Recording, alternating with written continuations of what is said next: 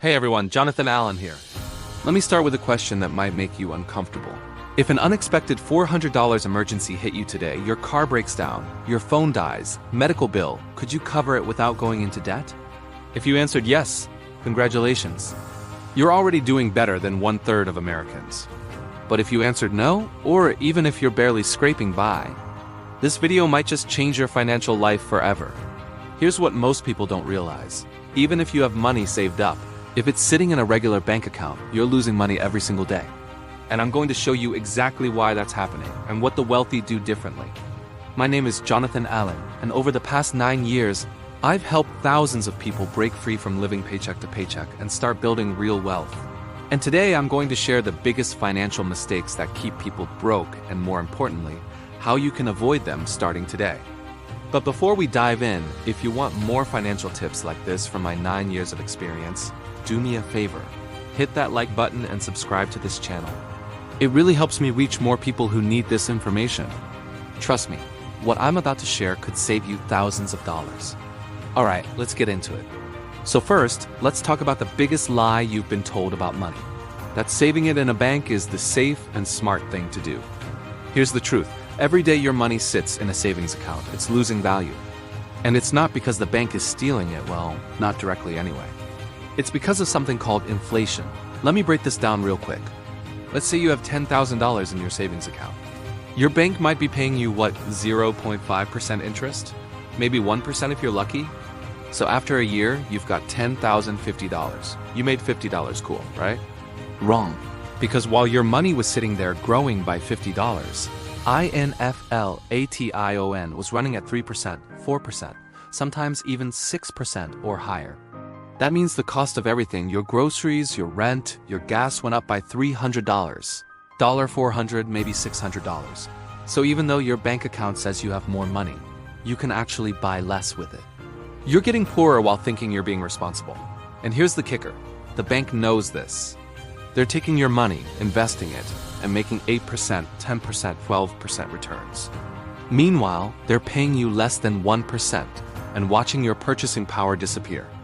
This is why saving money in a bank account is not a wealth-building strategy. It's a wealth-losing strategy.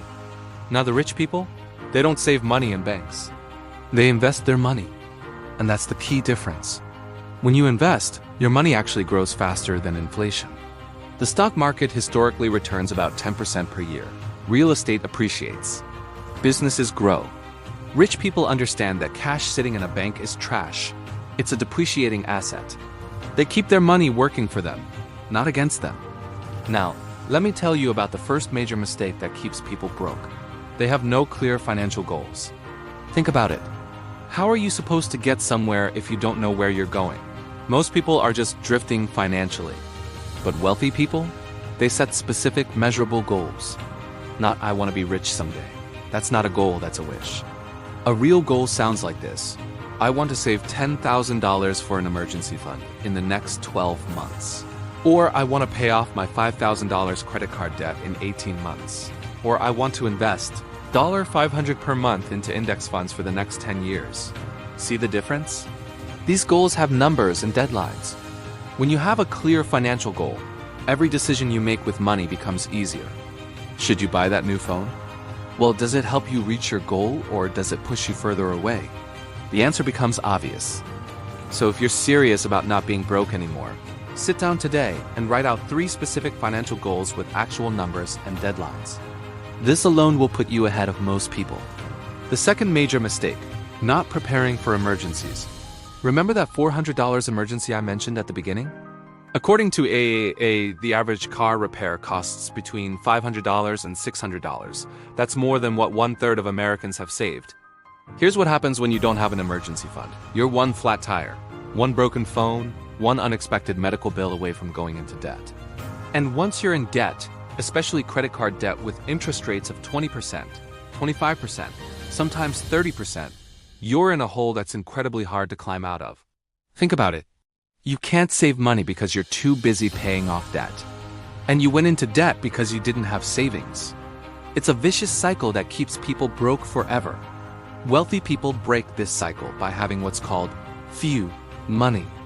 It's not about being rude, It's about having enough saved that when life throws you a curveball, you can handle it without panicking or going into debt.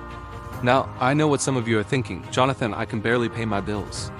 How am I supposed to save for emergencies? Here's the thing, you don't need to save $10,000 overnight. Start with $500, then work your way to $1,000, then 1 month of expenses. And here's where my guide comes in, which I'll tell you more about in a minute, because there are ways to grow that emergency fund faster than just letting it sit in a bank account, losing value to inflation. Mistake number 3, not having a budget. I know. The word budget sounds boring and restrictive. But here's what a budget actually is. It's a plan for your money. It's telling your money where to go instead of wondering where it went. Studies show that only 41% of Americans use a budget. That means 59% of people have nitrogen monoxide idea where their money is actually going. They get paid, they buy stuff, and then they're confused when there's nothing left. Ever had this happen? You get your paycheck on Friday. By Monday, you've made a few purchases, nothing crazy, just normal stuff. By the next Friday, you're broke again, and you can't even remember what you spent it on. That's what happens without a budget. Now, I'm not saying you need some complicated spreadsheet with 50 different categories. Keep it simple. Track your income. Track your big expenses. Rent, food, transportation, debt payments. See what's left over. A budget doesn't restrict your freedom. It actually gives you freedom because you're in control of your money instead of your money controlling you. Mistake number 4. Expensive habits that drain your wealth. Here's something interesting. It's not just rich people who have expensive habits. Poor people have them too, they're just different. Let me give you an example. Someone smokes 1 pack of cigarettes a day at $7 per pack. That's $210 per month. Over $2,500 per year. Burning away. Literally. Then they turn around and say, I can't afford to invest. I don't have any extra money. Really? You're spending $200 per month on cigarettes, but you can't invest $100 per month for your future? Or eating out. Don't get me wrong, I'm not saying never eat out. But if you're eating out 3, 4, 5 times per week, spending $30, $40, $50 each time, and you're living paycheck to paycheck, that's a problem. $50 here and there doesn't seem like much. But when you add it up, it's hundreds, sometimes thousands of dollars per month that could be invested and working for you. The wealthy don't have these kinds of habits because they understand opportunity cost. So take an honest look at your habits. What are you spending money on regularly that's keeping you broke? Subscriptions you don't use? Impulse purchases? Daily coffee runs? Cut out just one expensive habit and redirect that money into investments, and you'll be amazed at the difference it makes. Mistake number 5, taking on bad debt. Not all debt is bad. There's actually such a thing as good debt. Good debt is money you borrow that helps you. AKE money, like a mortgage on a rental property that generates income. But most people? They're drowning in bad debt. Credit cards, car loans for vehicles they can't afford, financing furniture, taking out loans for vacations. Here's the problem with bad debt. You're paying interest instead of earning it. Let's talk about cars for a second. Someone wants a new car but can't afford to pay cash, so they finance it.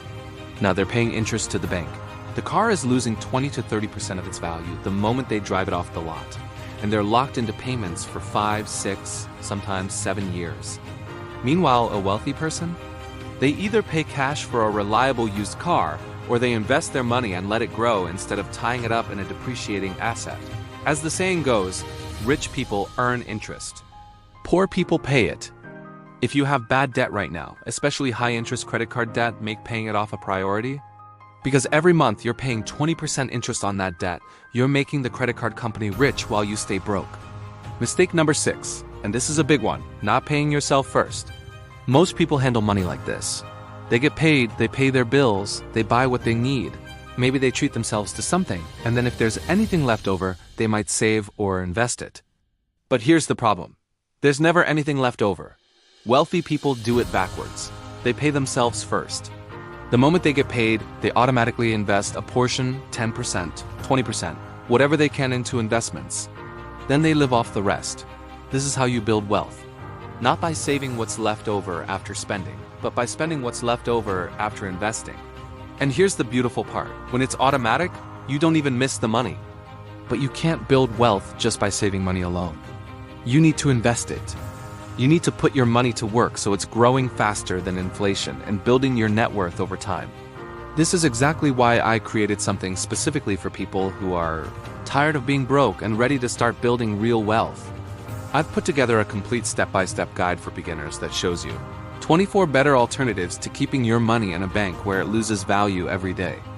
These aren't complicated Wall Street strategies. These are simple, proven ways to grow your money, and you can start with as little as $100. I'm talking about index funds, dividend stocks, REITs, high-yield accounts that actually beat inflation, and other investment vehicles that the wealthy use to grow their money while poor people's money sits in banks losing value. The link to this guide is in the description below. If you're serious about breaking the cycle of living paycheck to paycheck and you want a clear roadmap to follow, grab it. It's going to show you exactly what to do step by step. Look, the reason most people are broke isn't because they don't make enough money. It's because they make poor financial decisions, no goals, no emergency fund, no budget, expensive habits, bad debt, and not investing their money.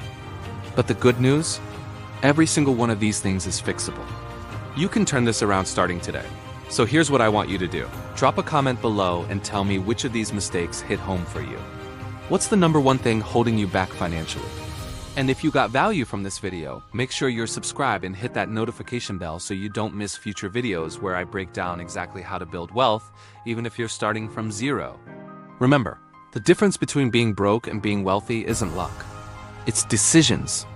I'll see you in the next video. This is Jonathan Allen. Let's build wealth together.